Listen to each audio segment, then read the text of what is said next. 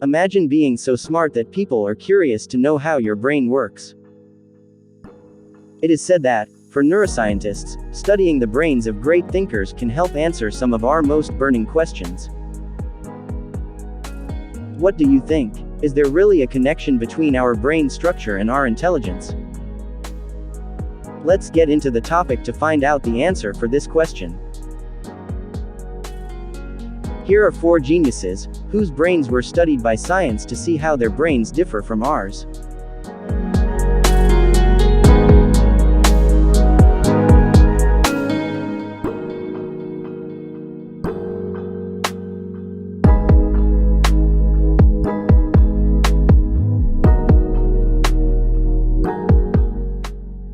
In the early morning hours of April 18, 1955, Albert Einstein died at Princeton Hospital in New Jersey. Thomas Harvey, the pathologist on duty that night, performed the autopsy, and after that he removed his brain, and weighed the brain at 1,230 grams. It's debatable if Einstein's brain was preserved with his permission or not. According to Ronald Clark's 1979 biography of Einstein, Einstein had insisted that his brain should be used for research and that he be cremated. Recent study suggests that the brain was taken and preserved without permission. After the event, his elder son, Hans Albert Einstein, endorsed the removal. He requested, however, that his father's brain be used exclusively for research that would be published in prestigious scientific journals. Harvey then dissected the brain into various sections in a laboratory at the University of Pennsylvania. He took some of the parts for himself, and gave others to respected pathologists. In 1999, a team led by Sandra Whittelson, a neurobiologist at McMaster University in Hamilton, Canada, published the first anatomical evaluation of Einstein's brain. Their study showed that Einstein's brain was smaller than average, and it weighed 1,230 grams, which was below the average of modern individuals. While smaller overall, there were, however, certain areas of his brain that were above average.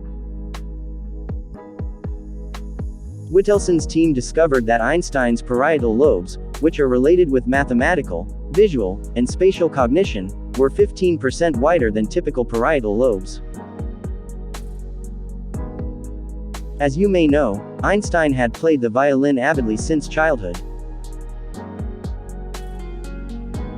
According to Dean Falk of Florida State University at Tallahassee, his brain has a large knob-like structure in the motor cortex that controls the left hand. Similar knobs have been related to musical skills according to other studies.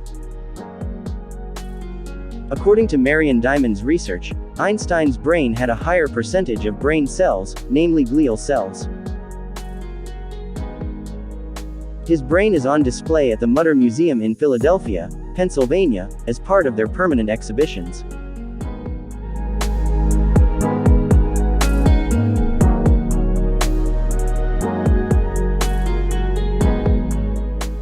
Rene Descartes was a brilliant mathematician, a significant scientific thinker, and a groundbreaking metaphysician.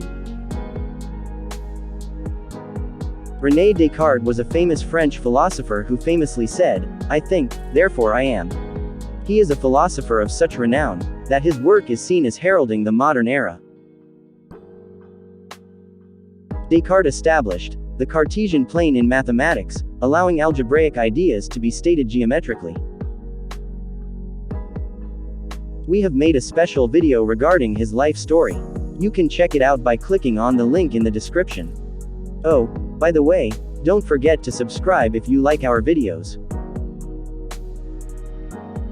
On February 11, 1650, he passed away. Unfortunately, by the time scientists wanted to analyze Descartes' brain, it had decomposed. Researchers constructed a 3D image of Descartes' brain by scanning the impression it left on the inside of his skull, using techniques that have been used to examine prehistoric humans.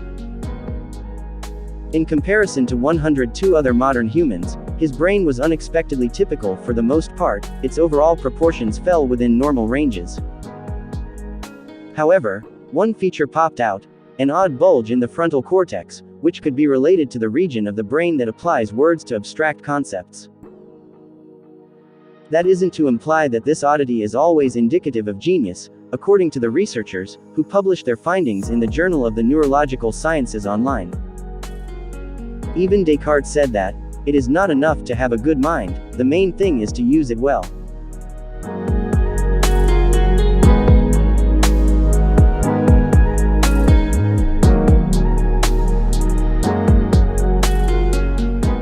Carl Friedrich Gauss was a German mathematician and physicist who contributed to a wide range of topics in mathematics and science.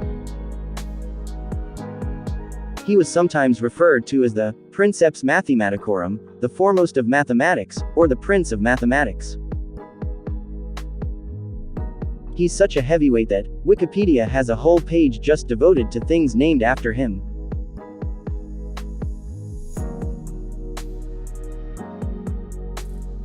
If you want to know more about Gauss, you can watch the video of his biography by clicking on the link in the description. The anatomist Rudolf Wagner, who was a friend and colleague of Gauss, examined and stored Gauss's famous brain. He reported that his brain was larger than average, and it weighed 1,492 grams, but otherwise pretty anatomically normal. Konrad Heinrich Fuchs, a medical researcher and the creator of the University of Göttingen's anatomical pathology collection, died in the same year, 1855. Between 1860 and 1862, Wagner gave Fuchs's brain the same treatment, preparing brain slices, and publishing his results and pictures of Fuchs's brain. After 150 years, it was found out that Gauss's brain was accidentally switched with Konrad Heinrich Fuchs' brain. The inaccuracy was only detected by Renate Schweizer, when MRI examinations of both brains revealed that they differed dramatically from Rudolf Wagner's drawings of the brains.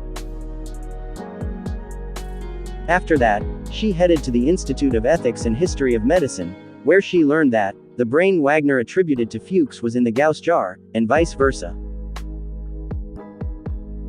In any way, the brains have been correctly marked, and are now in their jars. Both men's brains are relatively normal, except Gauss's did show indicators of high blood pressure.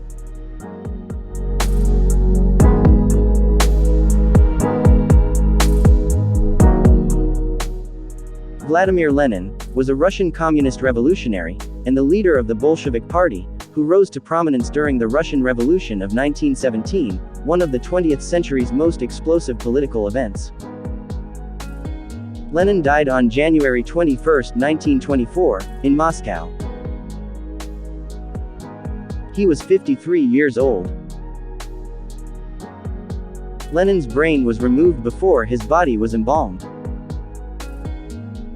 His brain was kept for a few years by the Communist Party, and was later studied by Dr. Oscar Vogt.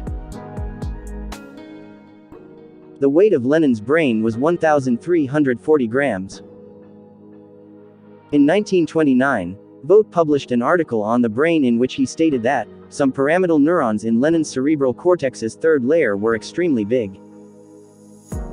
The conclusion of its relation to brilliance, on the other hand, was contested. Neuroscience is still working on to figure out how brain shape influences intelligence, and how powerful those relations are. As you can see, some geniuses have brains which seem to support their great works, while others appear to have quite ordinary brains. Things like everyday motor skill practice, or dementia, can change the shape of the brain. In some circumstances, having a larger brain means having a lower level of capability. According to current evidence, brain shape has just a minor impact on total IQ.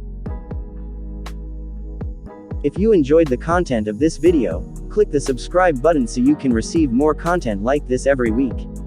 Thank you.